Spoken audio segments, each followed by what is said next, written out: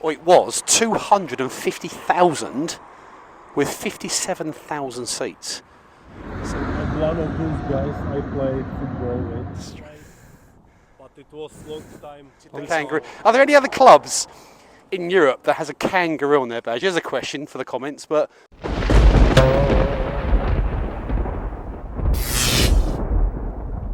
welcome back to Matt the Groundhopper, international version. This is sort of my third little mini series video here in Prague. I've been to Slavia, I've been to Sparta, but there are two other grounds or clubs in the Czech First League based in Prague that you probably don't know about. One is called Bohemians, and I'm here now outside the ground. It's all very green and white, and it's literally 2 tram stops away from Slavia, but you can see, just zoom in there, it's all very large stand, and it's pretty much terracing throughout, so you can get a little glimpse here, but so there's obviously much smaller ground. Capacity is about 5,000. Still got my tour guide and translator with me, Tomáš, and also my brother-in-law. So they're going to extend this ground, Tomáš, is that right? Yeah. Yes, so yes. yeah. They should make it like for 9,000. Okay, 9,000. So sort of similar size to the Gills. Still got my Gills hat on. Still the only person in Prague wearing a Gills hat, which makes me unique, as you know. But so they're looking to extend the ground to about 9,000. I presume they're going to extend this side, but it's basically one very large stand, several rows back, which is quite dominant, and terracing throughout. But you can see here, it's all got a wall. Pretty much, you can't see much along here, but it's all green and white, a bit like Yeovil's colours, or Celtic, yeah. But floodlight there. But Bohemians, I mean, how well do they do, Bohemians, in the league? How long? How well do they do in the league? Well, Mid-table. They don't win the league. Yeah, mid-table. They're like us, you know. Premier. They're probably like an Everton, you know, lower end of the mid-table. They never really win anything. They're just sort of there. But if I stand back, you can see. I think they have just one title. One title in their history. From the 1980s. That would have been the old Czechoslovakian league as well. There we go. So they formed in 1905. So they've been around a long time. They've got a good view here. And on their badge, they've got a kangaroo, which is a bit odd in Central Europe. Any ideas what the kangaroo's there for on the badge? It has connection when they were in Australia, when they played. But it was long time ago. And I've just adopted the kangaroo. Are there any other clubs in Europe that has a kangaroo on their badge? There's a question for the comments, but we've got a good view here. Look. So this is one of the entrances. Let's have a look around. Obviously everything's locked up because, said in my previous videos, is we're on a winter's break here for 7 weeks, which is all very inconvenient when you're here Christmas time. But you've got a great view here. Look at this. There we go. So you can see, yes, okay, nice. It's got a decent bit of terracing. Very English feel about it. Like a non-league ground feel with the terracing, but be a good place to watch football. Where are the away fans? Would they stand here behind the goal? I think behind this wall. Okay, so they're along the length of the pitch, yeah? So I can imagine when they play Slavia, because Slavia are very, as I said, they're only 2 tram stops away. I can imagine them taking up the length of the pitch along the terracing, but yes, it's very interesting. So this is part 1 of this video. We're going to visit another 2 grounds, another Czech First Division side that you probably haven't heard of before, and another big ground which I'll surprise you a bit later. But from this part of Prague, Bohemians, we bid you farewell.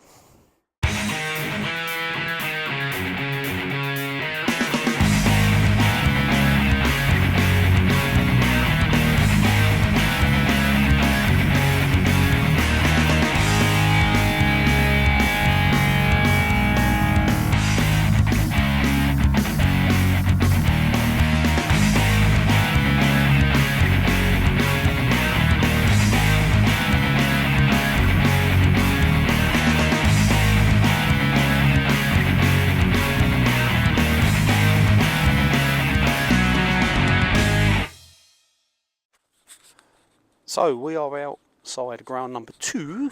Went to Bohemians a bit earlier, and this ground is FK Dukla Prague.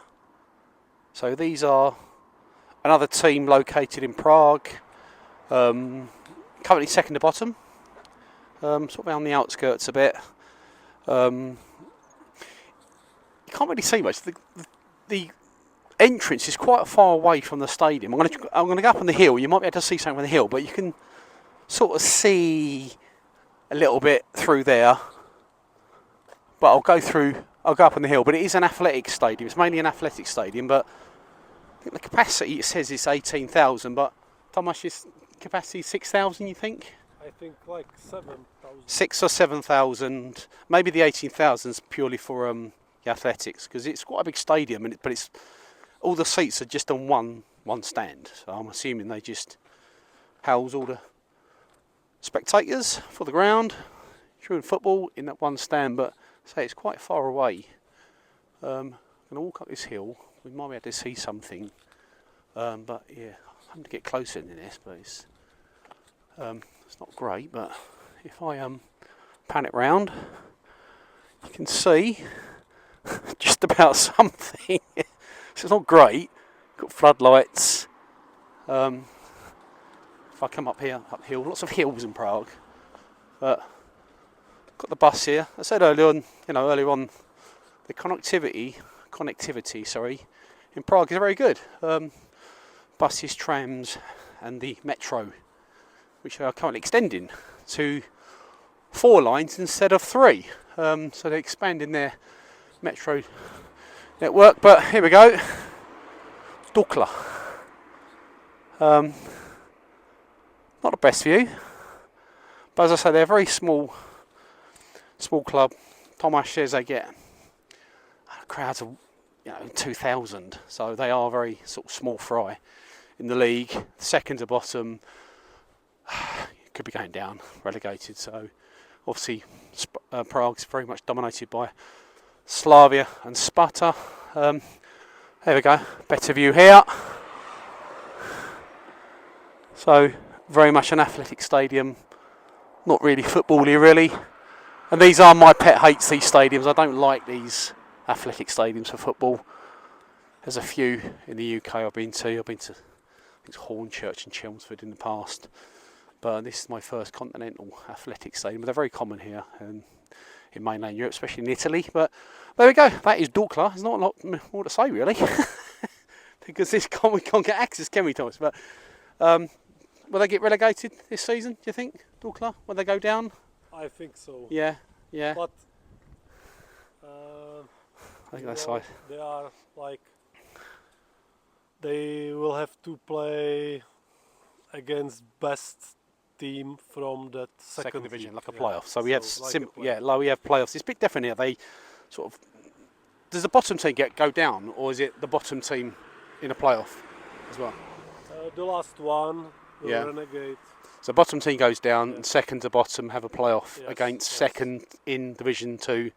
Second from the bottom, and the third from the bottom, they will play like playoff with best team. Yeah, so it's there's only one that goes up automatically and one goes down, and sort of second, third going to playoffs with second, third, bottom from Division 1 against second and third in Division 2.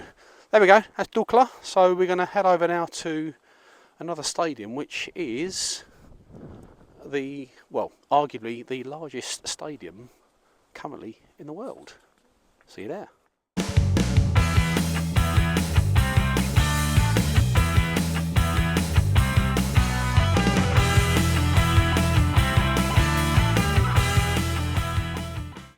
So we are at the third ground on this video, and the previous 2 grounds are football grounds in sort of the Czech First Division, but this ground, I've come to this ground, it's not a football ground, even though Sparta Prague do actually train here, but this ground is unique in itself because it's debatable whether it's the largest stadium currently in the world, because if you read different sort of forums, some say it is, some say it isn't, but this is the Great Strahov Stadium, and it all looks very sort of communist, because it was built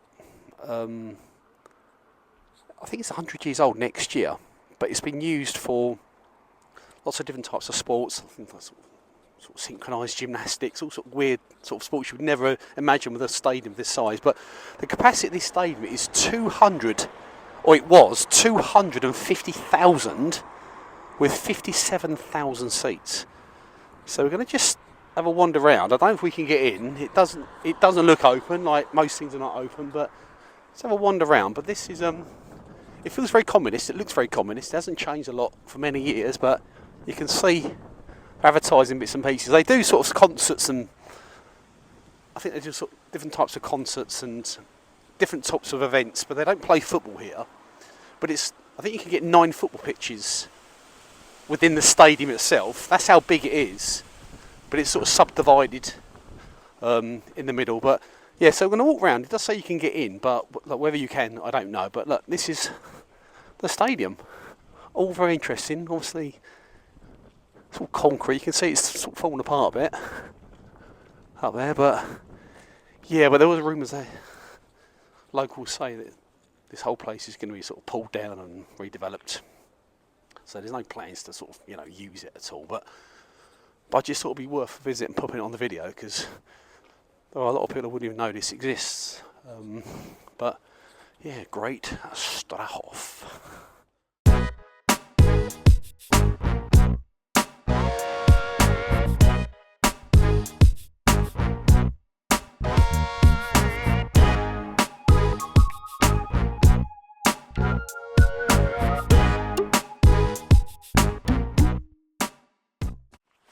So if you just walk round to the side, and this just gives you an idea of the size of this place. It just goes on forever.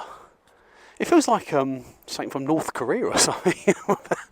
But it's all concrete. And it's in Prague. It's right on top of a hill in Prague. It's quite windy up here, but I would say connectivity around Prague is very good. You get like one sort of travel ticket, and you can travel on the bus, the tram, and the metro, the underground, which is all very convenient and very easy. The trams are very unique. In Prague, you've got a mix of modern trams and the older trams.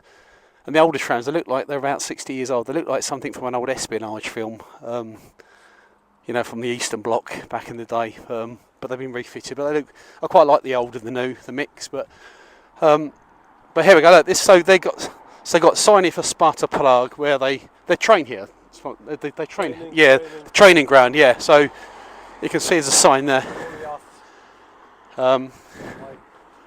But I think that the centre, it's not so in the middle. It's not like just one large field. I think it's been subdivided now. Lots of different events going on. But the stadium exists around the outside, so you couldn't watch one event because you can't see across the other side of the stadium effectively, because it is all it's all been redeveloped in the middle. But the frame of the stadium exists. But here, Sparta. See, went to the ground in a previous video, but there we go. And obviously this is the entrance, so this must be all their headquarters where they have offices and things. But there we go, so they are utilising the centre part. There we go, and you can see part of the stadium over there, some old seats. But as I say, it would have been one big field in the middle originally, but it's all been sort of subdivided now, so you can't sort of see all the way around. But yeah, so hat's crooked. So I'm probably the first person ever to wear a Jules hat at this stadium. Yeah, Jules hat, a Strahov. There we go. Advertising the brand.